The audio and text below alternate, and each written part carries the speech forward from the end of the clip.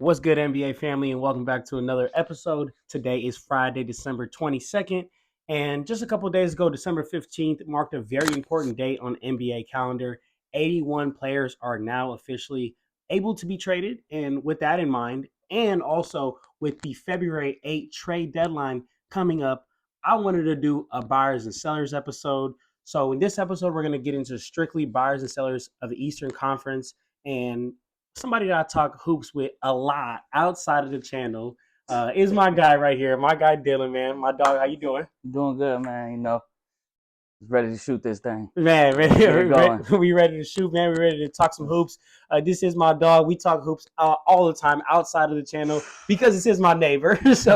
so that's why we here. We here in person, man. The proximity of where we live it didn't make sense for us to record it online. There was no sense. It made no sense for us to record online. So we here, we live and in person. And if you want to watch our buyers and sellers for the Western Conference, that means you got to subscribe and you got to hit that little notification bell so that you know whenever we drop the video. But let's go ahead and get into it. Let's stop wasting no time. Like I told you, we're finna get into these buyers and sellers for the Eastern Conference. Yes, sir. If y'all want to follow at home, we basically just gonna go off the standings as to what it is. So from top to bottom, buyers and sellers, teams that are buyers, pretty self-explanatory. We'll talk about some players that they could have, whether it's the exact player or just a prototype of a player. Some sellers, what do they need to do? Maybe some teams need to hold, man. But ready to get into it, my boy? Let's get into it. Let's go ahead and get into it. And if we're going to start with the standings, then we got to start with the team in the number one seed right now, and that is the Boston Celtics. So I'm going to open up the floor to you, my brother. You be the guest. Boston Celtics, buyers, sellers, or hold? Talk to me. I'm a little iffy about the Celtics, man. I think they're a little bit of both, but I also think they should just stay. They have a great lineup, but at the same time, I don't think their bench can take them where they want to go when it comes playoff time. When it comes to crunch time, the teams that have the better role players are most likely the teams to make it to the finals. They can do all this during the regular season, but when it comes to that crunch time, are the role players going to be able to do what they can do? That's real. No, that's real. I mean, we all know that deep in the playoffs, what matters is how deep your team is. Who are you going to get? Are you going to get some bench production? So that is really real. The only thing that I would say with the Celtics is, if it ain't broke, don't fix it, right? Because I'm more in the sense of like you got the best record in the league right as of right now at 21 wins and 6 losses, and I mean they've been a team notoriously going to the finals over and over these past couple of years, or deep in the East. I got to give the Heat the credit for that. They last year for doing their thing, even though Jason Tatum rolled his ankle game 7, first couple of possessions. That might have changed everything, but that's not what we're talking about here, man. We're talking about buyers, sellers, or holding. For me, I just think I'm just more on the theory of if it ain't broke, don't fix it. But I agree, though. You could always get deeper. You could always tune that bench. I definitely see what you're saying. But, man, I don't – it's going to be hard to face, let's say, the Bucks in the playoffs in that Eastern Conference Finals. If those are the two teams to make it, I got Bucks taking it. Because of the Bucks' they got the depth. They got it everywhere. No, that's real. That's real. So your final answer for the Boston Celtics is what? Slight buyers. Slight buyers. Okay. Slight. Okay. See, look, this is Dylan's first time on the show, man. But I for the family they know out there, all right, I don't let people walk the fence. I can't let you walk the fence, gang. You're gonna have to slide. You're gonna have to decide. You're gonna have to decide. Is they buyers? Is they hold, or is they sellers? I can't let you walk the fence, man. All right, they got to be buyers. They got to be buyers, man. Okay, buyers. Just for the bench. Just for the bench. That's real. That's real. All right, I like that. So Dylan is going with some buyers. I'm gonna go with hold, just because of if it ain't broke, don't fix it. But let's go ahead and keep it pushing, my dog, and let's get to the second seed, and that is the Milwaukee Bucks. You just talked about it, my brother. Buyers, sellers, or hold. So I'm gonna use my analogy. Your Celtics analogy is Bucks are the team to beat in the East right now. Outside of the record, mind you, they're one game behind the Celtics. They're right there, not too far. They have it both sides of the ball, offensively and defensively. And once Dame and Giannis really build that true connection with one another, they're going to be unstoppable, man. Unstoppable. I'll give you that. I mean, we over here looking at the Bucks' bench. They got Bobby Portis, a man who was playing big time minutes in the finals for them, coming off the bench behind a Giannis, behind a Brooks. So And he definitely kept up. He did it. Absolutely. He is a big time bench player for them. So I'll give you that. We both agreeing to hold for the Bucks. I'm holding. I'm holding for the Bucks. Keep it. I'm holding. But if it ain't broke, don't fix it. But now let's get to the team that's in the third seed right now, and that is the Philadelphia 76ers. I think this is going to be the first interesting one. My brother, I want you to go ahead and take the floor. Sixers buyers, sellers, or holding? Honestly, I think they could be buyers. And kind of just to give Maxey and Embiid a little bit more help with the 3-and-D spot-up shooting for them. Give them a 3-and-D wing player, similar to how the Lakers did with Cam Reddish and Taurean Prince. You could play defense, get a couple buckets off when I need it. Mm-hmm. Tyrese Maxey is able to separate the floor and give Embiid his work down low. But if Maxey is having a bad shooting night, who else can they fall back on? That's a real issue for them. That is a real issue. Who else can they fall back on? And now some out here may give me the answer of Tobias Harris, because Tobias Harris has been doing his thing so far this season. But we all know playoffs and regular season are two different things. Way too different. When you have a 7-game series and you have the ability to just hone in on one player, I think that you can expose Tobias Harris and his weaknesses and the playoffs. And so that's why I'll be with you on that. But I'll even take it because I agree. I'm also buyers for the 76ers, but I'll even take it one up, man. I think that, we all know I'm a Lakers fan. You know what I'm saying? Everybody does. I bleed purple and gold and whatnot. And a lot of talks around the Lakers has been go get Zach LaVine. And there's gives and takes to that. And you know what? You want to hear about that? Western Conference buyers and sellers, that's going to come up. But for right now, I think the 76ers, they could use a player like Zach LaVine or even a Pascal Siakam, because check this out. For the exact point that you talked about, Tyrese Maxey, if he's not ready for that pressure, because I've said this many times, I've been quoted on the channel saying this, Tyrese Maxey is doing his thing, but he is 22. He's 23. He just turned 23. He's not ready for 1A, 1B playoff defensive schemes, right? Tyrese Maxey's doing his thing in the regular season. Jason Tatum, these past couple of years where he's made it to the finals or made it deep playoff runs, he's been 22, 23, 24, 25, right? And every year he's came up short. Why? Because the intensity in the playoffs is just totally different. Defenses lock in totally different when you're the 1A, the 1B. And I don't think Tyrese Maxey is ready for 1A, 1B defensive attention when come playoffs. Come playoffs, if they don't do any buying, he's going to have to prove it. Man. And he is very young. Very. And he is balling. He's balling. Next superstar over there. But only time will tell to see if he's ready for it. If he could do it, and the Sixers give him a little bit more help outside of Embiid. Man. Because, D'Anthony Melton's been doing his thing.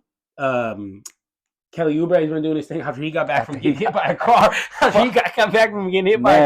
But again, I just don't think that none of that is going to be enough. And right now, you need to absolutely maximize that championship window you have Joel Embiid. Joel Embiid is playing like a 2-time MVP right now. He's damn near playing better than what he did last season, and he won MVP last season. Yeah. So to me, it's like you need to go all in and focus on this window, focus on this Joel Embiid dominance, focus on this Tyrese Maxey dominance, and try to put them in the best position to win. You have to. By bringing him, You have to. And give Embiid what he wants, man. And what he wants. And he needs a championship. He needs a championship, and if he wants a little bit more help, you got to listen to the man. Man. He's carrying that franchise right now. And honestly, I mean, like, I think of Joel Embiid and Jokic and Joker, right? They constantly are getting compared, two dominant bigs in the league.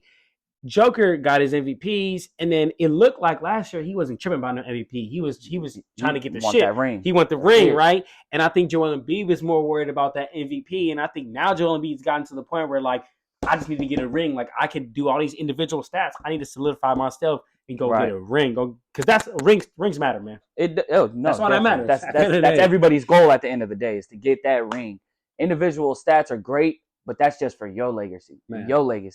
But a ring will solidify everything that everyone could talk about. Absolutely. Who is the best center in the NBA? If Embiid can get a ring, he jumps in that conversation. He jumps, and he has to. Because right now he's not in a conversation for me. Right now it's without a shadow of a It's doubt, Jokic. Jokic. Without It a has to shadow be. of a It has doubt, to be. Jokic. It has The to way be. he ran through the league last year But- is crazy. But if Embiid can do that same type of scheme in the playoffs this year, he has to be in that conversation. Him and Jokic, yeah, they're already getting compared neck and neck, but Jokic obviously has the upper hand.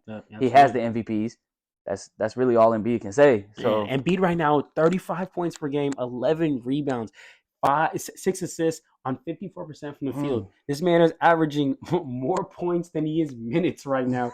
He is balling out, man. So absolutely, you have to maximize this window. And you got to go get like I always said, Zach LaVine, I think would be great. I think a Pascal Siakam would be great. He's on an expiring deal. We all know the Raptors aren't going anywhere. Go all in. Do whatever it takes to bring in a player so you can help Joel Embiid get a ship. Definitely. All right, my boy. Next team that we have on the standings is surprising. The Orlando Magic. They come in at the 4th seed. They were bottom feeders of the league last year. But my brother, what I want to know is Orlando Magic, buyers, sellers, or hold? I think they're sellers, man. I think they have a couple people on their contracts that are coming up this offseason that they might not be able to re-sign or they might not be able to want. But at the same time, man, I feel like their team's still kind of young as well. So I mean, and they are doing their thing, but for the veteran presence that they have over there, man, I don't know if it's enough. Yeah. I don't see them really doing anything. I maybe see them knocking back down into the play-in spot. Like They're not going to be. You don't think they're going to finish as a top 6 seed? No, I don't. That's interesting. I don't. That is an interesting take. So your Magic are sellers to you? Sellers for me. Okay, I'm right there with you. And I mean, I also have them as sellers, but I have them for a little bit of a different reason. You look on their official roster, dog. They have 6 point guards that are listed at point guard. Okay. That is ridiculous, okay? But don't get me wrong, they have been going crazy in the draft because they've been bottom feeders of the league for a long time now. So they've been going crazy in the draft. But right now, they have 6 point guards that are like officially listed on the squad as point guards, and that's not even counting Paolo Banchero, who technically he's not listed as a point guard, he's listed as a forward. But if you watch Orlando Magic, he's bringing the ball up court. Franz Wagner, same thing. About 6'9", listed as a forward, but if you watch Orlando Magic, he's the one bringing the ball up court many times. So correct. That right there means that you have damn near 8 point guards on this team, and it's just too much young talent to hoard. Check this out.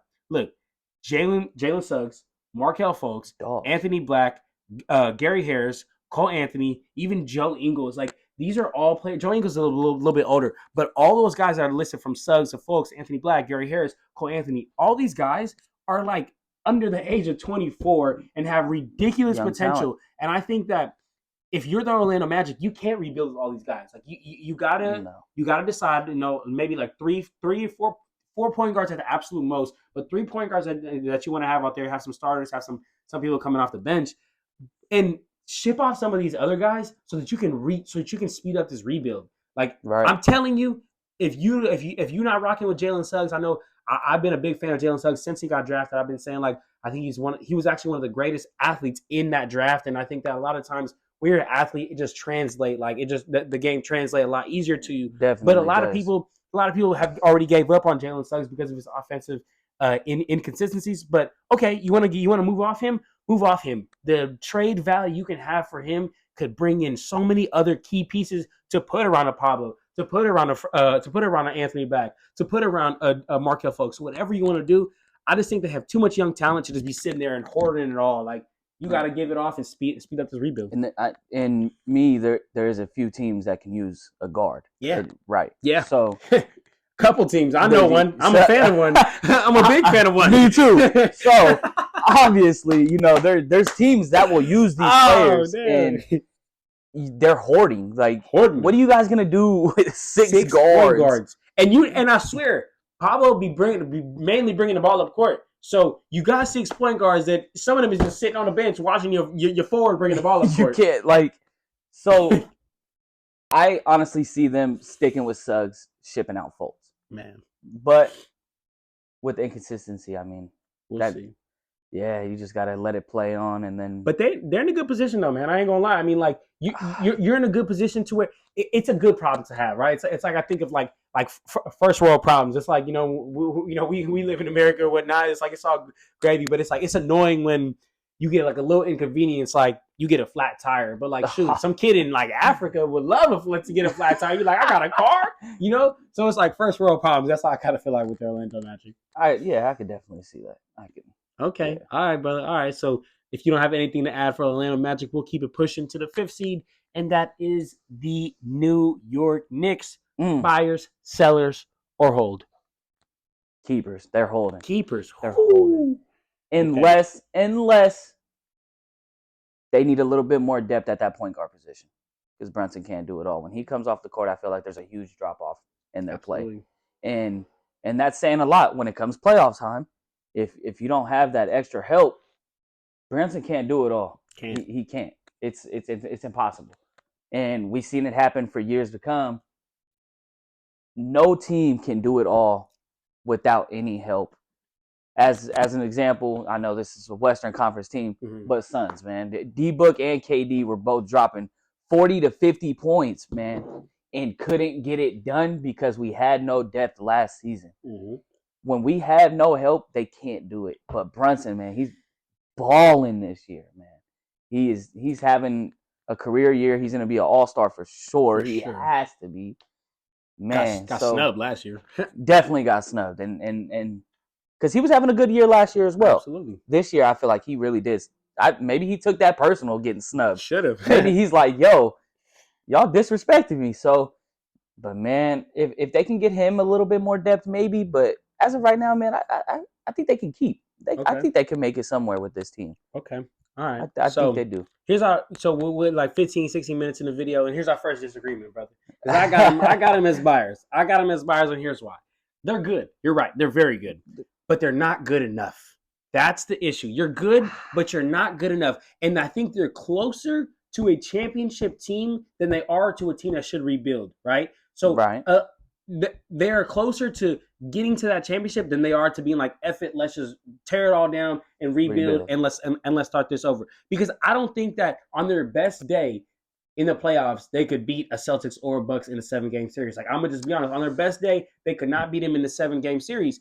And how many more times are we going to see Julius Randle be this playoff dropper? And I'm not even trying to hate on Julius Randle. I'm one of the Julius Randle's biggest supporter. He was an early bird Laker. I love him from his early Lakers days. Yes, sir. But we've all known since he's been on the Knicks, he's a great regular season player, 25-10, but he's an all-star. But every time playoffs comes around, he gets exposed. He gets exposed. He's nowhere to be found. And I think that there's one solution to this.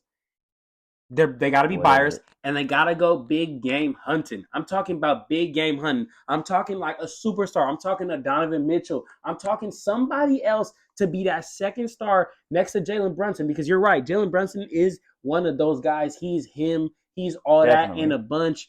He can go get a bucket.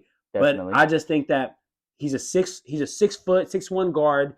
When the playoffs come around, when you start trapping at high court with them 6'7", 6'8", 3-and-D wings that are start throwing at Jalen Brunson, he's got to be able to give it to somebody else. And Julius Randle has proven time and time again that he's a playoff dropper. So that's why they got to go for that big game hunting. And I think it's possible. It's possible, right? Because like when we talk about like the Wizards or just like another team that's like a smaller market, big game hunting, It's like, you don't want to move to freaking Washington, or you don't want to move to like Indiana or as a big star. Definitely. Shoot, you want to go to New York. You want to go to LA. You want to go to these big markets, right? And the Knicks are a big market. They also have some good draft capital. They have RJ Barrett they could turn around. They have Emmanuel Quickley they could turn around. They have Josh Hart.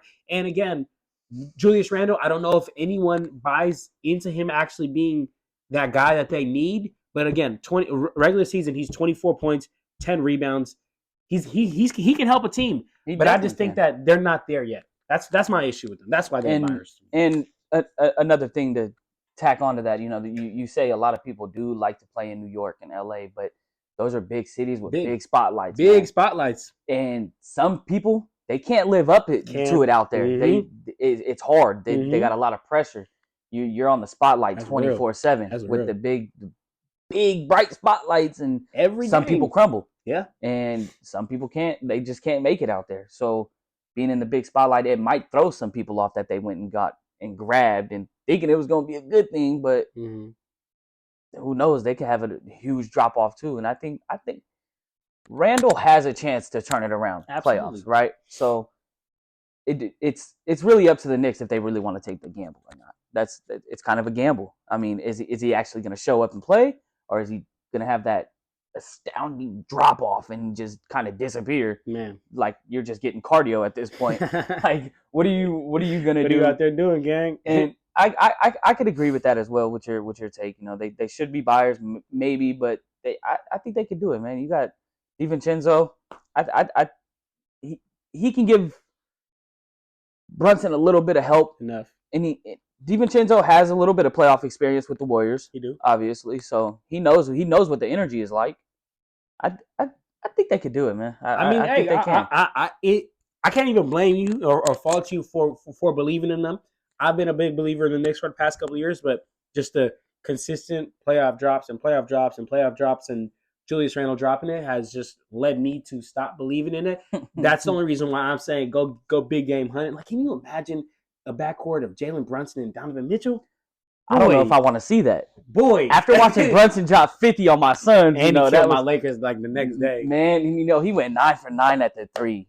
That's so hard to do. Man. It was just everything was falling for him that night, man. Yeah. And he was giving us the work. But I mean, bro, you put Donovan Mitchell on that team is immediately a championship roster. Oh, definitely. You definitely couldn't count them out at that point. Man. But big game hunting. Buyers.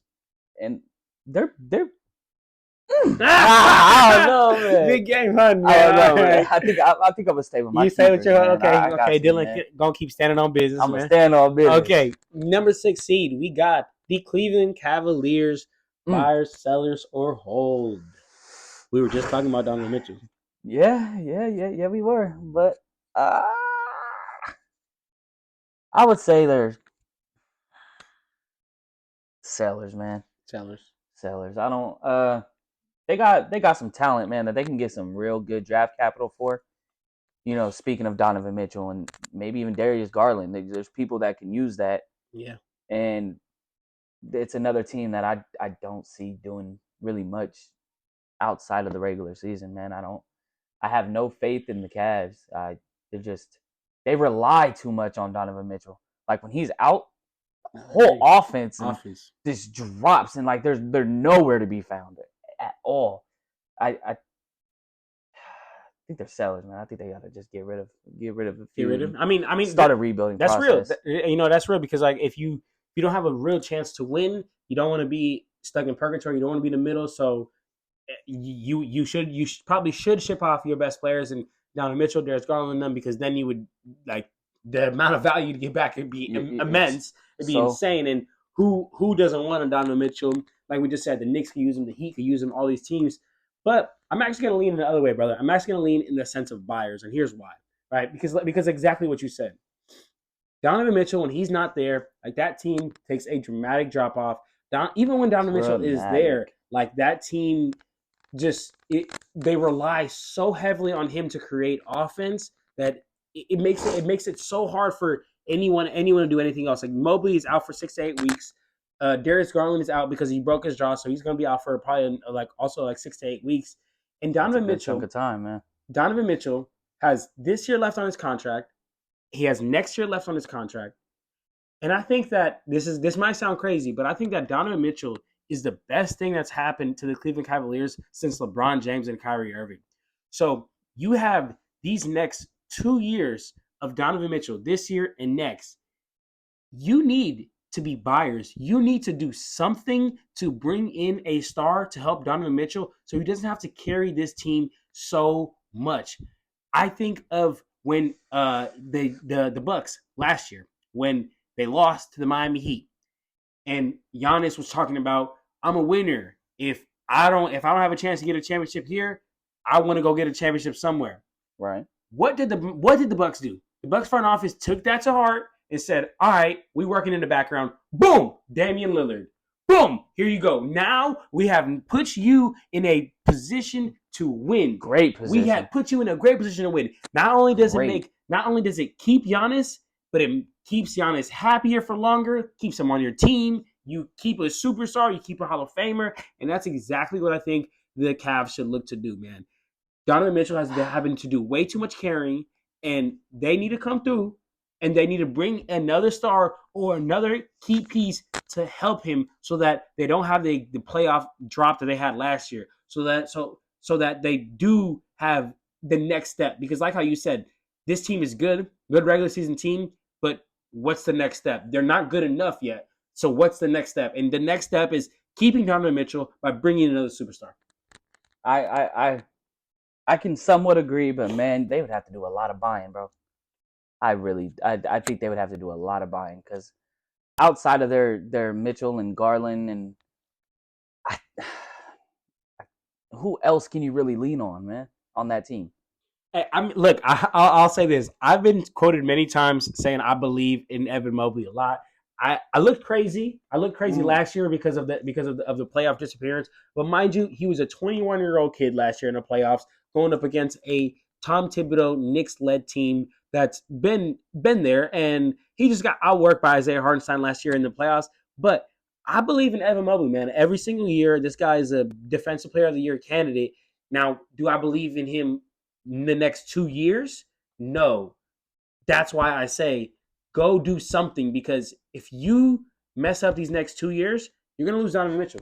And that's, again, the second best thing that's happened to you since LeBron and Kyrie. Yeah, but who do you see them going after and getting?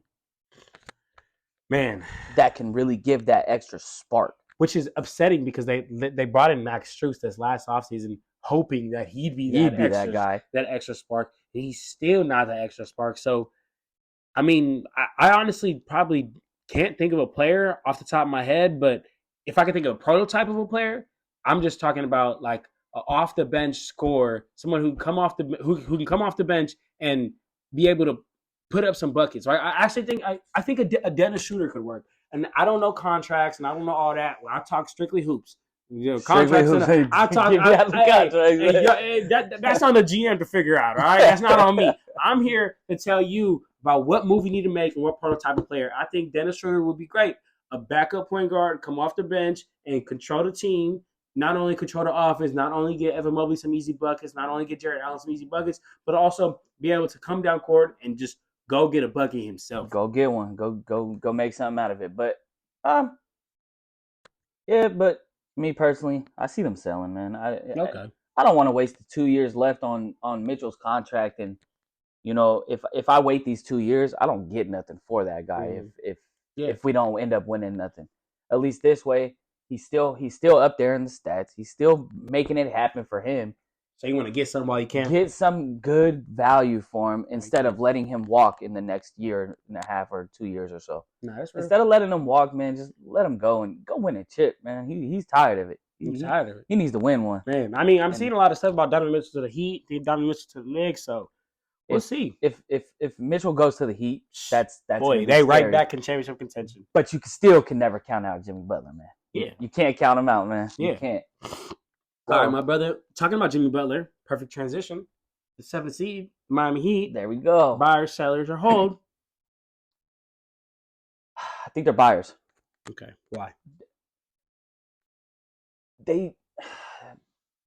It's kind of the same thing with the other teams we just recently talked about, though. You know, they don't have too much depth. They, outside of Butler, somewhat of Tyler Hero whenever he likes to come and play and show out. He's played 9 games so far this season, brother. He's hurt. He's hurt. So you know what I mean? Yeah.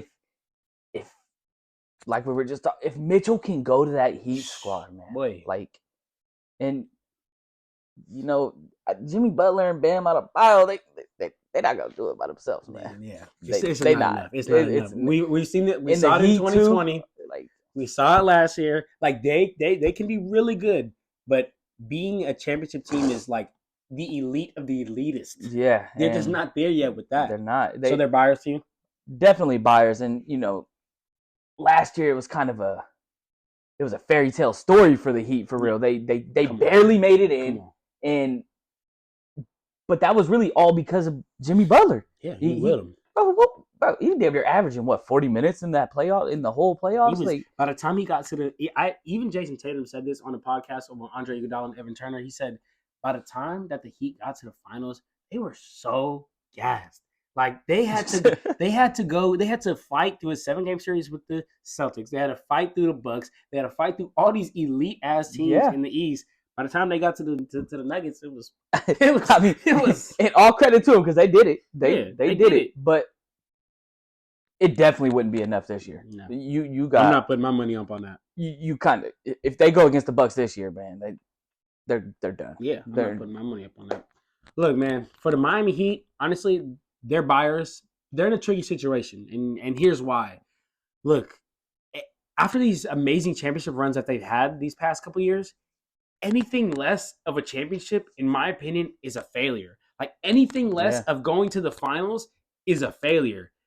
And I don't think that the backcourt of Tyler Hero, who's played 9 games so far this season because of injuries, and Kyle Lowry is enough to get you there again. Like we just said, we just don't believe in that.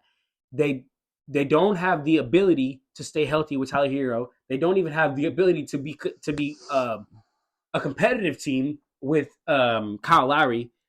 Josh Richardson and Duncan Robinson is their backups to Kyle Lowry and Tyler Hero. Yeah, that's just not enough. No, the Heat need to be buyers, but my only like qualms with it is they're buyers, but with what? Like they don't have nothing. They don't have nothing unless they can. Unless Donovan Mitchell becomes a disgruntled star and is like, I want to go to the Heat, and that's it. Like I just don't see the path to a championship. And it's like I said, it's a sad and tricky situation because they've had these amazing runs in 2020 and last year, but now we've as fans has set certain expectations to them, and if they don't meet that, it's a failure.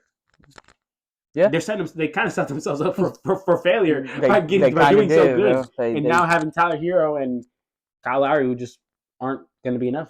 No, definitely not. And I don't think they'll do it. And they let Max Strus walk away, and he was doing his thing last year. I mean, I thought he was doing good. He did. But he's kind of like Gabe Vincent, bro. Like he got paid, and like he was never going to ever get another payday like this. So like definitely take what you can get, but. At the same time, I think they could have kept at least one of them, man. They let Vincent go. They should have kept Vincent. Like, boy, I can't stand him. That's another story for that Western. Again, stay tuned for the Western. Stay tuned, man. But I mean, I think they should have kept one of those guys. They shouldn't have let both walk. But I mean, like we said, we don't do the contracts. And we don't do the contracts. We don't do the negotiating, and we don't know how much money they really got to spend. But they definitely should have kept them, and that could have gave them that little bit of juice this year. I don't see a way for the Heat unless they bring in like a superstar talent, and which is not too many on the block though. Like I don't see too many that are really ready to. Realistically, the only realistic option is a Donovan Mitchell. I think if he wants out and asks out, but mind you, if he hasn't said a word, the whole NBA media is like Donovan Mitchell is Donovan Mitchell that. Brian said one word. He's not going to. He don't want to be. He's a classy guy. I like. He is. He's a great guy. He don't want to be with all that internet stuff. He just wants to go out there and hoop and show what he can do, man. That's all he wants. All right, brother. What about the AFC? The Pacers. Buyers. Why? To you. Defense, man. They're not winning games if they're not dropping 135 or more. That's real. With their offense, it's explosive. That's real. It's explosive. Tyrese Halliburton's out there doing his thing on that court. But defensively, man, they can't hold this East. This Eastern teams, they can't hold them, man. Once they get into a 7-game series with someone like the Celtics, the Bucks, they're gonna get ran through, man. And if that offense has a bad night, it's gonna get ugly. And I think they gotta be buyers defensively and get some more help defensively. That's real. I ain't gonna lie. That's real. I'll be real. I had him as hold just because the sense of like I felt like they kind of reminded me of the Timberwolves last year, right? The Timberwolves Right. last year, when I was watching Timberwolves, I was like, oh my gosh, they're gonna be so nice. I didn't know it was gonna be. I didn't know it was gonna be the next year that they were gonna be this nice. But I Right. knew. I knew. I was like, oh my gosh, the Timberwolves are gonna be so nice. Like they're starting to put this together, starting to figure it out. Literally the next year being this year, they figure it out. They going crazy, and that's kind of how I feel about the Pacers. But I'm gonna be honest, full transparency. You convinced me because you're right. Come playoffs, what matters is defense. What matters is getting Has to be. stops. And you can't. And I actually said this about the Dallas Mavericks. Again, stay tuned. Stay tuned. Coming real soon. I've said this about the Dallas Mavericks, but it's like you cannot rely on just outscoring people in the playoffs. You can do that in the No. regular season, Yeah. but you cannot do that in come playoffs in a You 7-game can't. series. This is not going to work. You can't. So I And will the East switch is mine. stacked, I will- kind of like Mhm. you have these 3 or 4 teams that you can see making it to the finals. There's So I will there's a switch mine. chance. I will definitely switch Pacers to Buyers. But again, I just I can't think of a player out there like a certain player, but prototype, yeah, just a defender who can You needed some help. type of lockdown Some type of- defender, yeah, whether it's a big man or something. someone. Who knows? But Man, come on. What's Larry Bird? I was about to say Danny Ainge. Larry Bird. Larry Bird. Come on, Larry Bird. Get it done, man. go make a move, man. Go make a move, Birdie Bird. Get up out of there. What about the 9th seed? The 9th seed is the Brooklyn Nets. You know, I'm hurt. I'm hurt with the Nets. Man. Oh. I'm hurt. They took my guy, Mikal, but he's finally getting the light he deserved. When he was out in Phoenix, he really wasn't getting too much light. And that man is a straight dog, but it's kind of a Heat situation. I think they should be buyers, but they really don't have too much to work with, man. And you don't want to get rid of this talent that you have to get someone maybe a little bit better. But buyers, but you can't do too much. You can't. I'm honestly right there with you. I for that same reason, I went with Sellers. Like I agree with you, but I went with Sellers because here's why. Like the guys they have on their team, bro.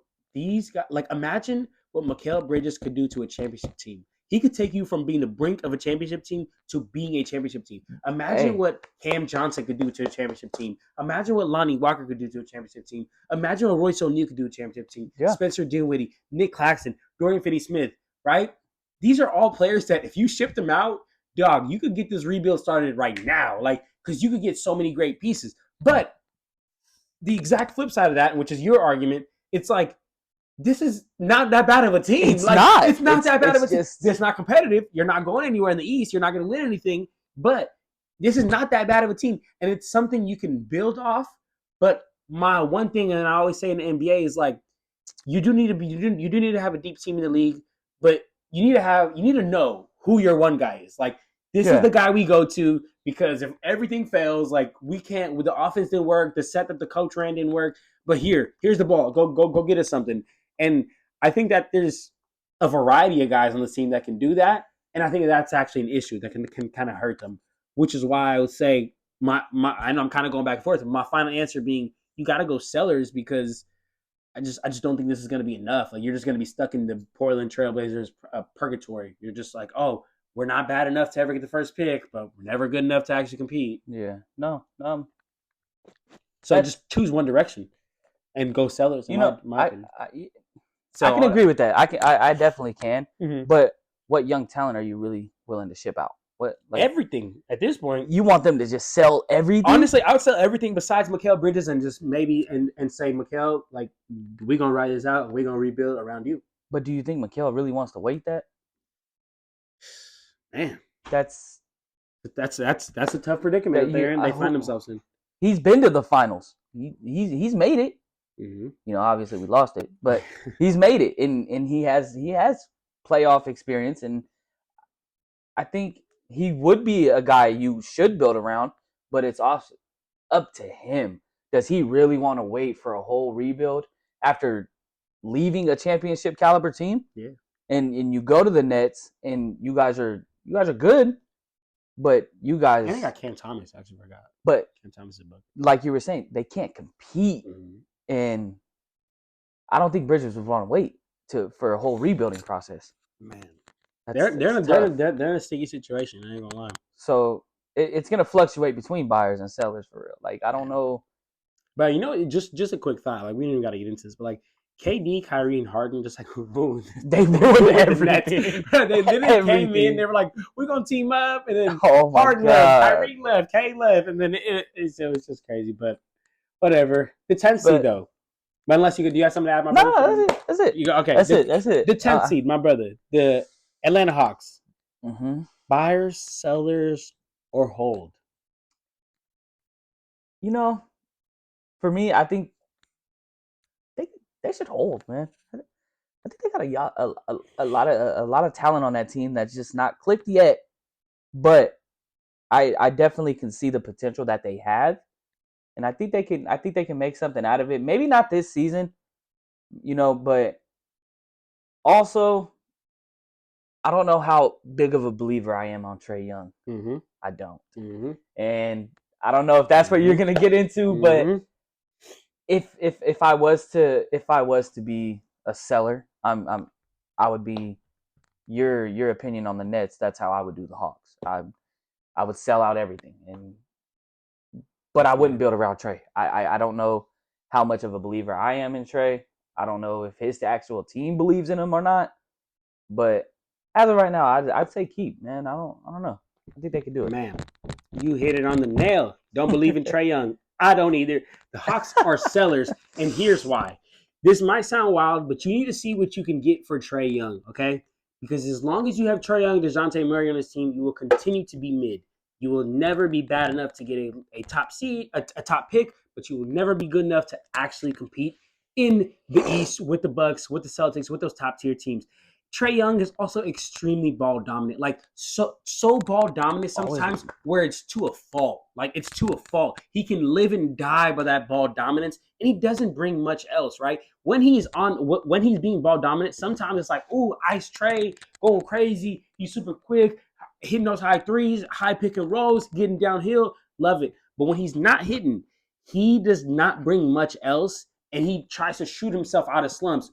Granted, that's as a basketball player, that's kind of what you should do. You should shoot yourself out of slumps. But I just think that he doesn't bring much else. And I also, but I do think that he has a higher trade value than DeJounte Murray at this point because of the name, because of the age, because of like if you're a young bad team, you could just say F it. We just go build all around Trae Young, be ball dominant as much as you want. Right. We put a big next to you and run these high pick and rolls. And I think with the Hawks, you have an actually better roadmap of a championship with DeJounte Murray there, just because he can do so much more. He's also a good defender. He can facilitate the rock as well. I'm not saying he can kind of do it all. Yeah, I'm not saying that he can facilitate the rock as good as Trae Young, but the drop off, like it's not there. Like it's not like DeJounte can't facilitate at all. Trae Young cannot play defense at all. So right. I'm on sellers, and I think that if you're trying to get a championship, you sell Trae Young. That's a lot of trade value. You can definitely work around that if you get that trade value and then just say, you know what, we're gonna build around Murray instead because he has more pros than cons. Yeah.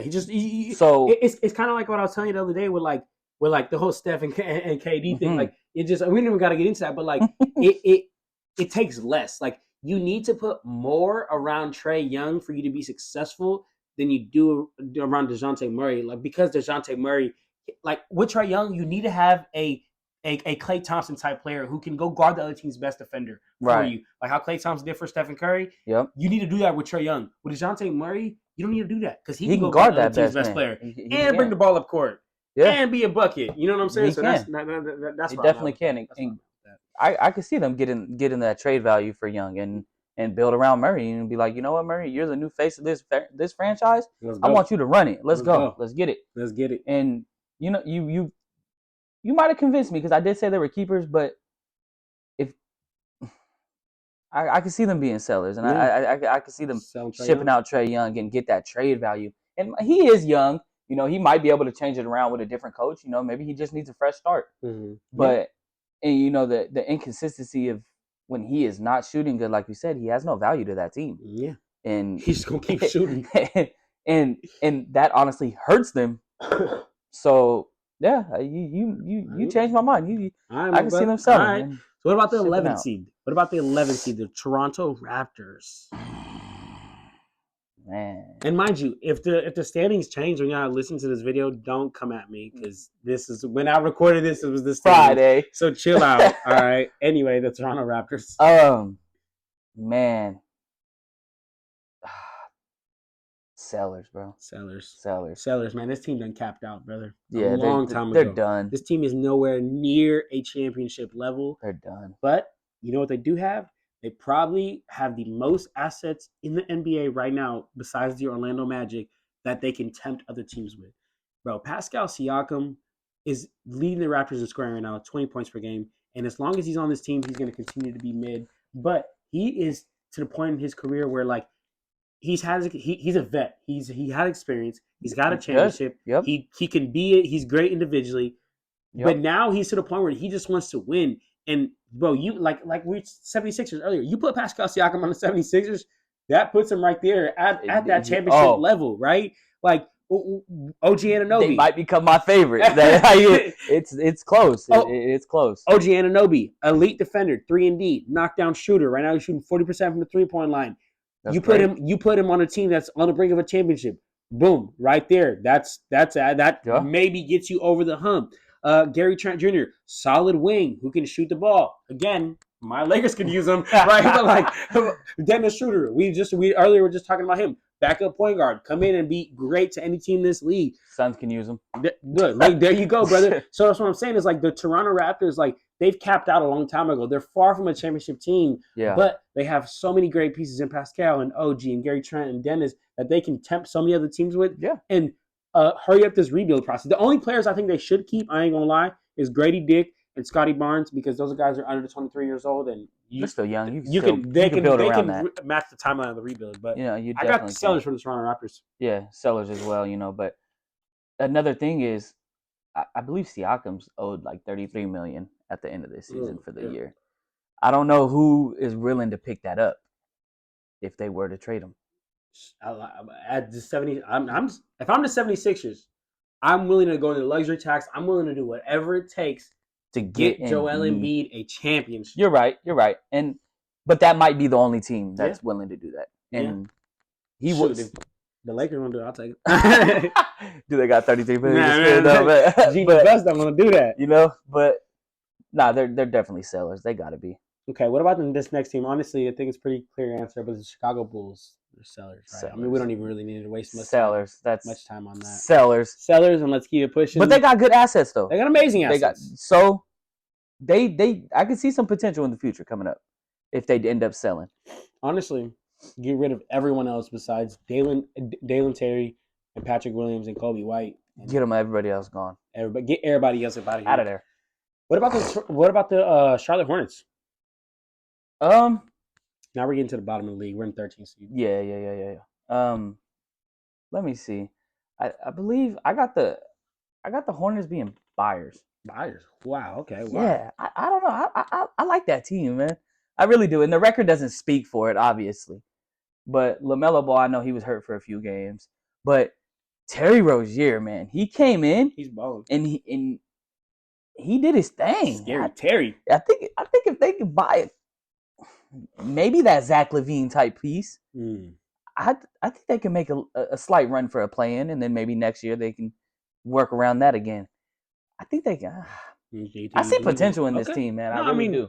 I really do. LaMelo Ball's still young. Yeah. And he was having a great start to his, or not start, but like midway. Yeah. I know he started off kind of slow after he got that huge contract, and he started off kind of slow, not looking like he was going to live up to that hype. But man, before he got hurt, he was balling. But look, I'm actually going the other direction. I'm going sellers because I think that you should build around, like how you said, LaMelo, Brandon Miller, Miles Bridges, and Bryce McGowens. And here's why. Like, I think that everybody else on this team should be pieces that will help you to prepare for the future, right?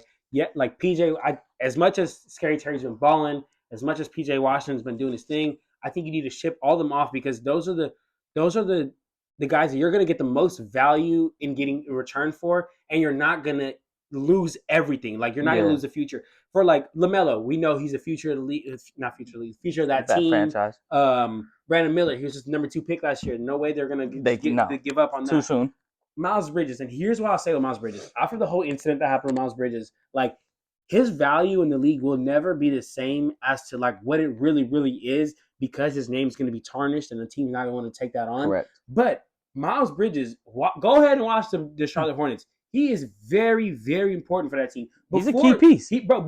I'll be honest. I'll argue that before the whole thing happened, he got suspended when they lost those last 2 years in the play-in when they went to play-in and lost. Miles Bridges was by far their best player, and like LaMelo was starting to rise into that, and like LaMelo needed Miles Bridges, and I think that continues to be true to this day.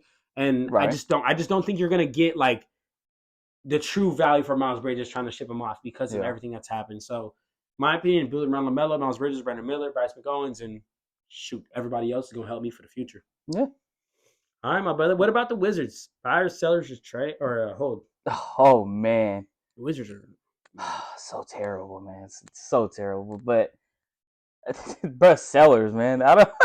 They got a couple good pieces for some trade assets, but man, I think they just got to ship everything out and get them all out of there, man.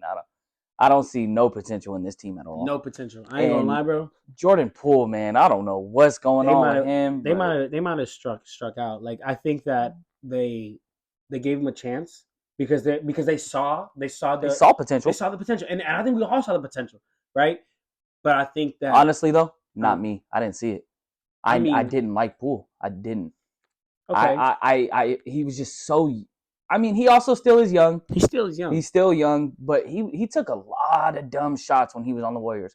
Even when he looked like that guy, like okay, this guy might be the next guy to take Curry's spot when Curry's ready to go, and. I didn't see too much potential in him. I mean, I seen the potential, but I didn't see like a elite superstar potential. I seen a guy where he could be that number 2 guy maybe, but him building around like as the number 1, I don't see it. I never did. But sellers. Look, I'm right there with you for those exact same reasons, and I think they need to do something about this mistake that they made because I think that. They handed Jordan Poole the keys in hoping that he could be that number 1 guy, in hoping that he could be that 1A guy. And he has not turned into that so far yet.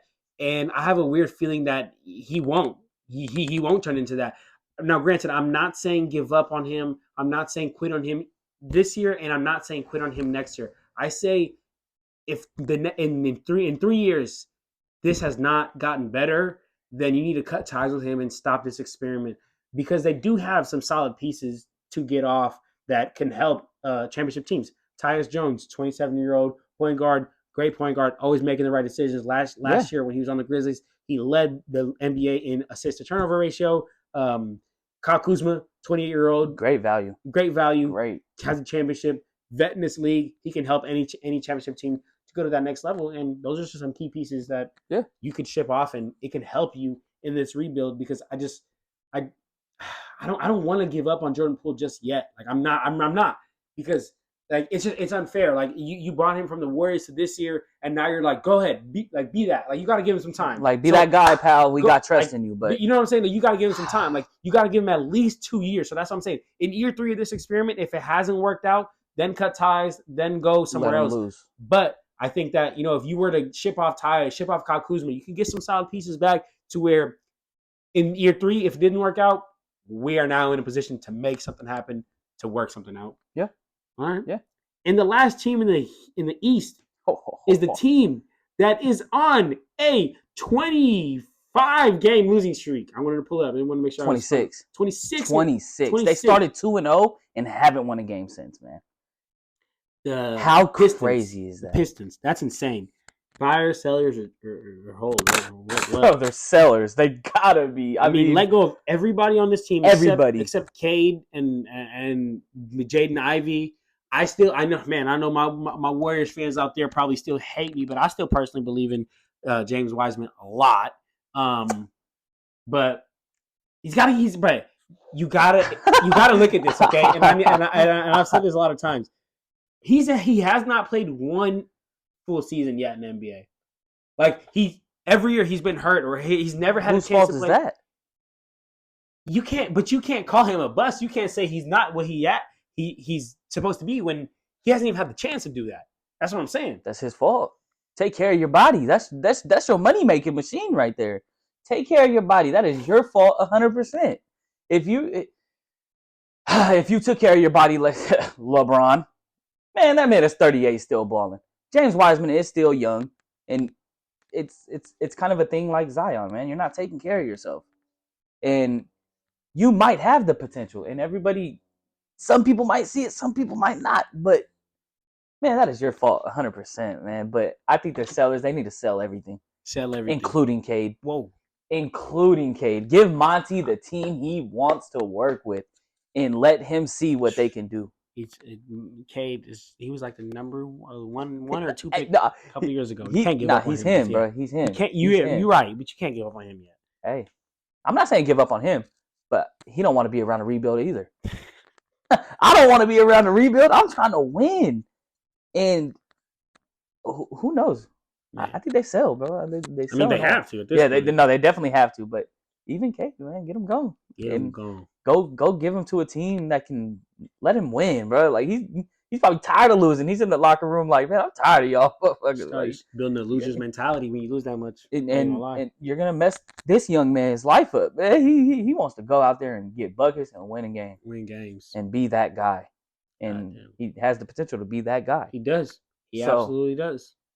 Man, get him going. There you have it, everybody. Buyers, sellers, Eastern Conference. My boy D-Ha. Yes, sir. Yes, sir. Talking some hoops. And stay tuned because we will be dropping the Western Conference buyers, sellers sooner rather than later. Real soon. But as always, man, like, comment, subscribe. Check us out on social medias, man. At Clutch Talk Pod, Instagram, TikTok, wherever, man, except Twitter. I don't got Twitter. But yeah, man.